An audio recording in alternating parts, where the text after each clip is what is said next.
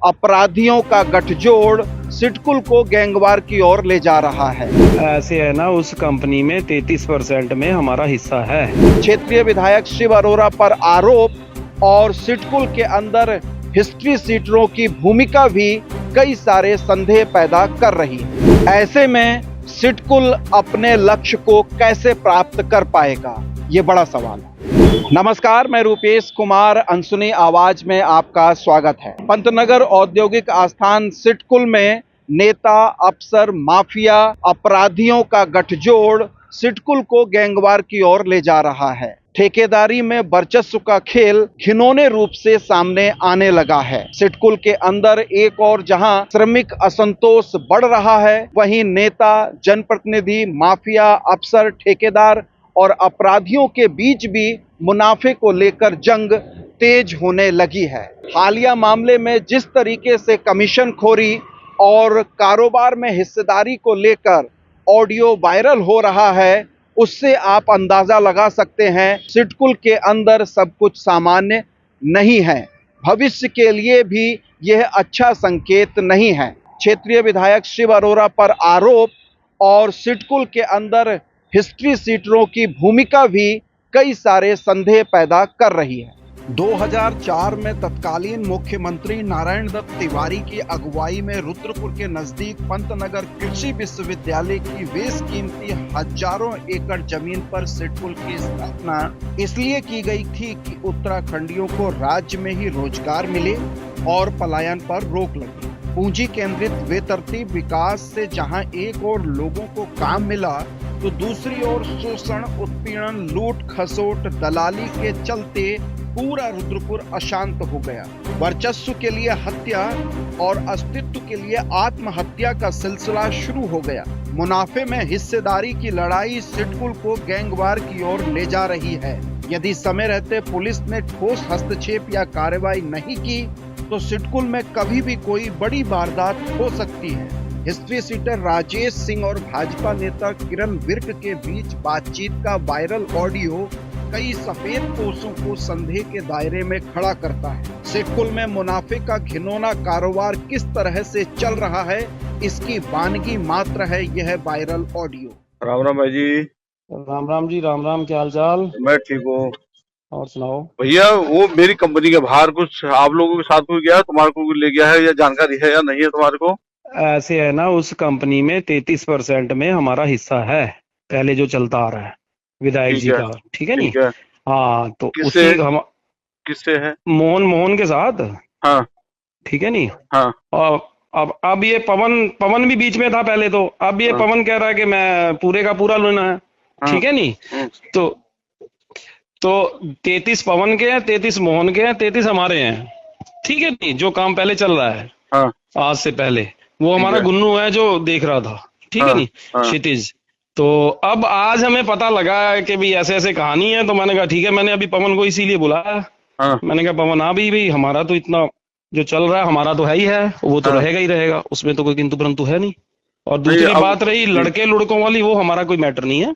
हाँ हम लड़के क्यों भेजेंगे यार कहीं कहीं पे?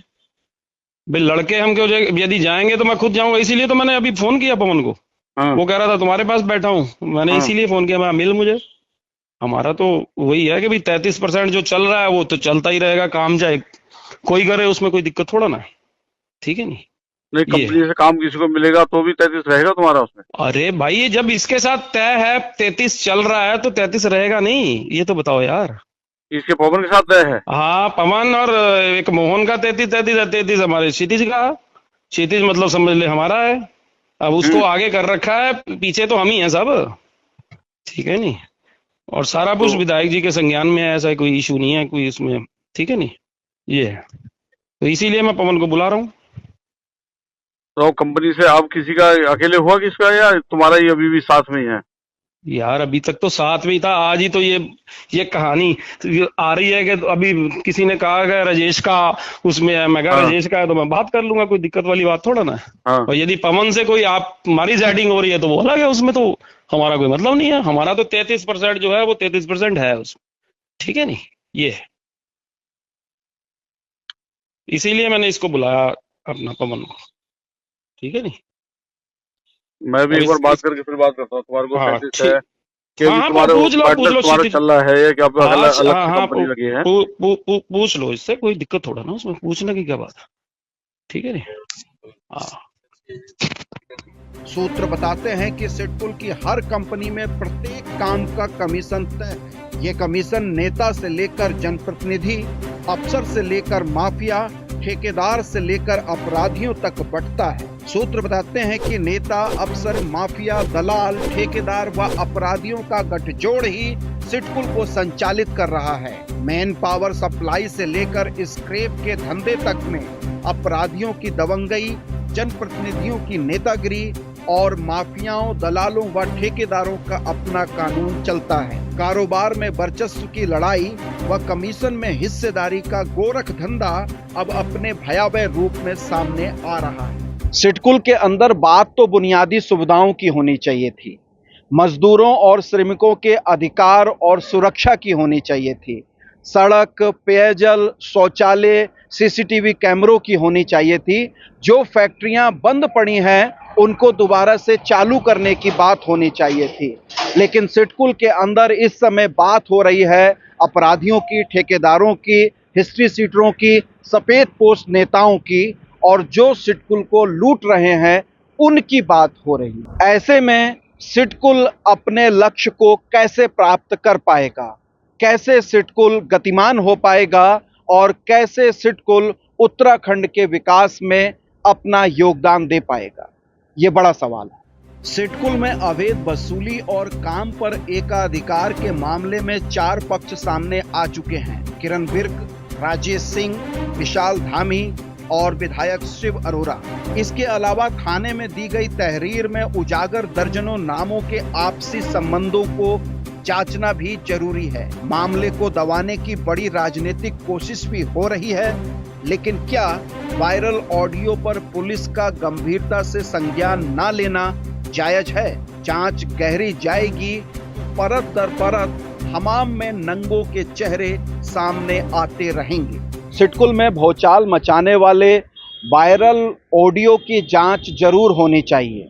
दूध का दूध और पानी का पानी होना चाहिए, तभी ये सिडकुल सुचारू रूप से गतिमान हो पाएगा।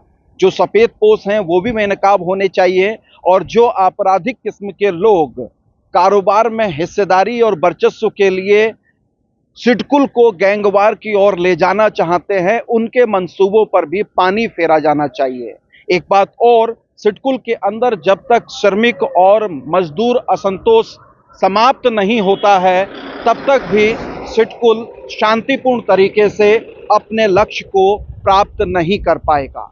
बने रहिए अनसुनी आवाज के साथ। अनसुनी आवाज के फेसबुक पेज को फॉलो कीजिए। आप हमको यूट्यूब पे भी सब्सक्राइब कर सकते हैं। बहुत शुक्रिया, धन्यवाद, नमस्कार।